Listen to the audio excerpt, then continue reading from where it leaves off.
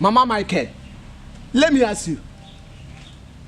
Is Michael still alive? Nine. Reaching yesterday, me and my children were preparing to go to the farm. I told my co-wife here that we are leaving for the farm. She asked me which farm. I told her the farm that my late husband left for me. She said that we are not going to any farm. But we insisted. Me and my children went to the farm. The next thing we saw James, her son, came to the farm, start flogging me and my children. Only is good. Just yesterday, the house don't grow rich like this. Hey, Onyekwa.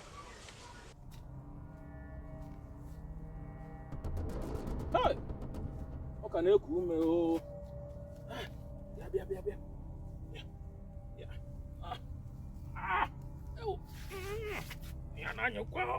Hey.